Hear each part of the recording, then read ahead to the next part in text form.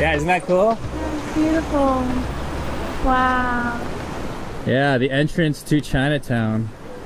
I can tell you an interesting story about that mural. Yeah. Someone came and tagged their own tag over it, and it was a really controversial thing because it started this debate about like graffiti versus murals, or like why are graffiti artists tagging over beautiful murals. Also, it was like it's Chinese heritage, so it's like why are you attacking something that is like, you know, very important to this community. So then they painted it back, but then the tagger hit it again, and now it looks like they've painted it back again. But it shows you kind of this back and forth battle that's going on between the different graffiti artists in Montreal. Yeah. Yeah, I hate when there's something really beautiful also with graffiti. If there's like a really cool graffiti and someone just like scribbles over it. Yeah, like scribbles over it with like half-heartedly. As we enter into the Chinatown neighborhood. Check this out, YouTube. I just learned something new about the city of Montreal. Ben, you want to take it away? So all the way up and down Saint Laurent, you know, famous street in Montreal. These numbers. What do those numbers mean? And they tell you when each building was constructed. Whoa. So there's a big difference between these two. This one's 1975. 1975? 1870. 1870, so wow. 105 years later. Okay, now you can clearly see it. This is a good example. Right? It is a great example. So that's how they built them. 1870, over 100 years later. Just a steel piece of junk, you know. Yeah. We don't build them. We don't build them like we used to. That's absolutely not. That's kind of what that shows. Absolutely not. But I will shout out, under that steel junk is a place called what's it called? Cafe Block. Cafe Block, where we just went bouldering. It's my new hobby. I'm officially a boulderer. Brought to you by this person, Lara, who actually got me into bouldering. True. How has the bouldering been in Montreal? Oh, great. It's amazing. So many options, so many different places with different challenges and great people. Connor, you're just visiting Montreal? Yeah. What's your impressions as a tourist? You enjoying the city? I'm really liking it. It's great. So much so that I've lost my voice. That's always a good sign of a fun trip. Here for the Jazz Fest as well. It's been great music. Right on, right on. It's probably the biggest festival of the Montreal summer scene, which is full of all kinds of different festivals. Basically, if you visit Montreal in the summer, you're going to find some festivals.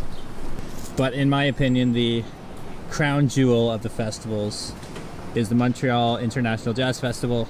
Speak of the devil, like there's an example of like someone did the mural and then obviously someone's tagged over it. But it's kind of also a vibe, right? Yeah, you could say they didn't, I mean they didn't go over the middle, but it still looks like the bottom third was covered, right? Yeah, But like the focal point of the mural is still visible. Yeah. It's like, So some people would see that and think, oh, it's cool. It's like a mix of different styles. Some people would be like, oh, this is bad. Like they're covering the art. We don't want that at all. I think that's kind of where the debate is at. yeah. But yeah, everyone's got their own opinion. YouTube, what do you think? Drop a comment. Let us know. Also drop a comment where we should eat in Chinatown. What's the move, Ben? Hey man, you gotta wait till the comments roll in. Yeah. we we literally can't eat until this video's published. Should probably just publish it now. So we can Yeah, sit over there and find some Wi-Fi. Anyway, as we walk through the beginnings of Montreal's Chinatown, we are scoping out a Vietnamese sandwich place. The banh mi sandwiches are one of my favorite quick snacks. And of course it's made with the French style baguette. So in a way it is kind of this fusion between Asian style and French influenced food. That was in Toronto? yeah, on the Toronto Islands. So for those who don't know, Ben is a professional tree climber. Yeah, full time. This is your life. Millionaire. What separates a good tree from a bad tree when it comes to climbing? Like, how do you know the best tree is to climb? Well, ones that aren't like this with like really thick bark. So that's a tough It's one. like, well, no, this one's good. I mean, more common trees are like they're too smooth to climb the trunk very well. So like, if there's no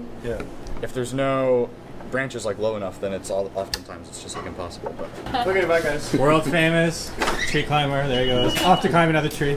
Yeah. See you, man. He's off for a long shift of tree climbing. Oh, family time. Got the Vietnamese iced coffee. Vietnamese sandwich. Oh, feel that bun. This is the real deal, YouTube. Yes.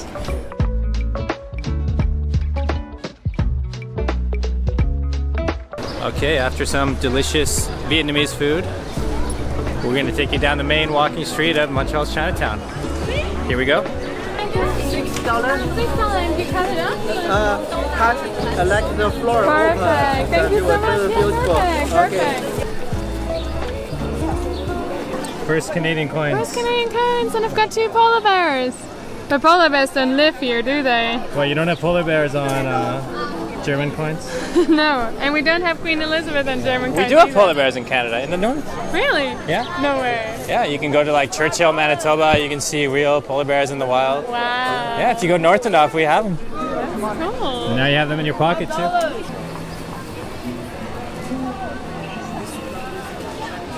Laura, are you excited for this mango? Yes.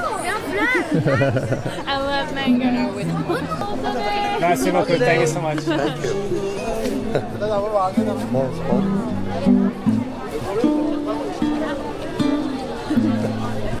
So Lara, you've been in Montreal for a couple weeks now. Yes. How's it going so far? What's your first impressions of the city? It's amazing. I mean, how is it going? I'm eating a mango on a stick. I'm loving it. Yeah. And Mangoes aside, what else do you like about the city? Great people, great food, wonderful parks, so much music and art everywhere, wherever you look. And yeah, lots of sporty things you can do, like heaps of bouldering places, free swimming pools and parks, even though they're very crowded. It's cool that it's nocturne, you know. Yeah, it's beautiful, and so many different cultures, and love improving my French, so definitely a good place to be right now. Très bien, très bien. Yeah, I think what you said about the free swimming pools is an interesting observation, because people often complain that Quebec has the highest tax rate in anywhere in Canada, as far as I know. I think that's right, isn't it? I think so. Yeah, people are always saying we pay too much tax here in Quebec. But to be fair, what that leads to, free park events and pools and stuff like that. Montreal's Chinatown is not the biggest, but it's definitely worth a visit. And another cool thing about it is that it's right down the street from Old Montreal, which is a place that most tourists will visit sooner or later. So as we make our way up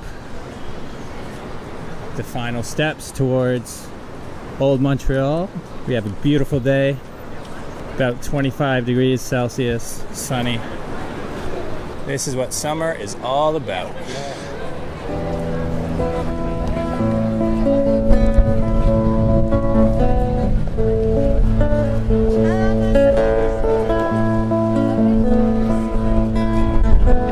So dépanneur is like the corner stores here, but then sometimes you have like themed dépanneurs, and this one is kind of a cafe dépanneur. I actually really like walking down the street in the middle of winter. It looks really cool when the city is covered in snow, just this old iconic green building. But as you can see, it looks pretty cool on a summer day as well.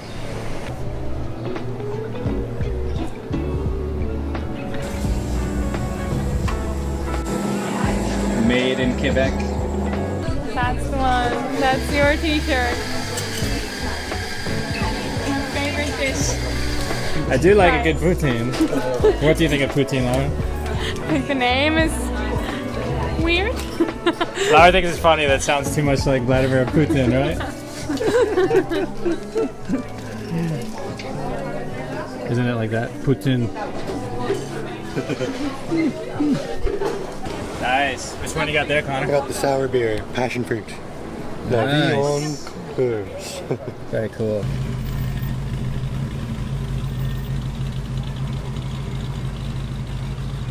You find all kinds of people down here at Old Montreal.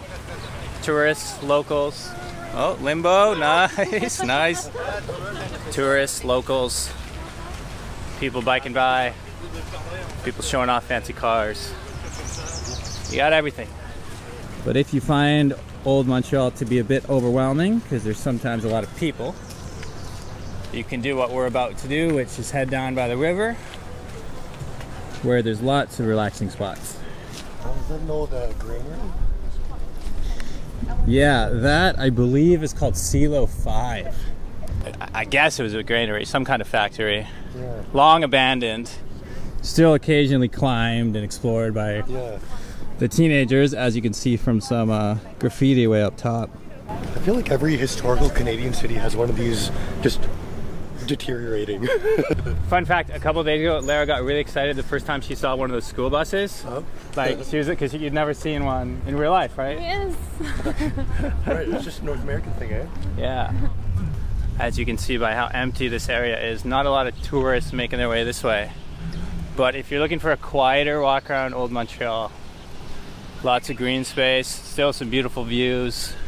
Down here by the old Silo 5. This is gonna be all shaken up from my backpack, let's see. Oh yeah. Relatively safe. Cheers, buddy. Cheers.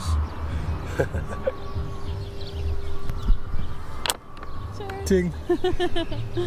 For anyone new to Montreal, you are allowed to drink outside. Technically, there's something called the picnic law. You're supposed to have some food with you. I think, Connor, you have a little maple candy or something, right? Yeah. Candy. So if the police arrive, like literally, can we see that? Literally, we're having a picnic right now because we have food. One of the silliest laws ever, but hey, that's what I think. I think it's just like, you know, French Canadians love so much to have their picnics, their wine. It's like they will riot if you take that away. So, okay, you can drink, just have some food with you. Welcome to Quebec, you know. In Germany, so many people drink without eating, and then they get hammered so quickly. So I think it's a good rule for a little bit more safety. Yeah, what would the Germans do if they tried to take away their right to drink? I feel like... they would protest like so badly. So the last time you saw us, we were sitting peacefully under the sun, enjoying our beers. Now we are drenched by water, walking back into the city. This is another thing you should know about summertime in Montreal. You occasionally get wild rainstorms, and today we had one. But now the rain appears to have passed, and you can see some nice, colorful, early evening clouds in front of us as the sun begins to set. And we're gonna walk our way out of Old Montreal and check out what's going on at the Jazz Festival. And it's not just Old Montreal that has beautiful old buildings here in this city. We're now moving into, I don't know what neighborhood this is actually, but we've left what you would call Old Montreal. And you can see you still have these really nice buildings, probably from the 19th century. If I can give you one piece of advice, it is at least to visit a couple different neighborhoods in Montreal, because it's when you start to see the different styles that you really understand what the city is all about.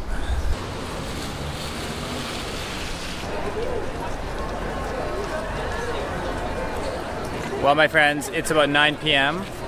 The sun has set here in Montreal, and we just arrived at the Jazz Festival. It's going to be pretty hard to film in there because festivals are pretty loud environments, but I thought I'd leave you with a little taste of the festival. Hope you've enjoyed this video. Hope it helps anyone who might be planning a trip to Montreal. Or if you're someone who lives here, hope it just reminds you what a cool city you live in, because I love this place, especially on a summer night.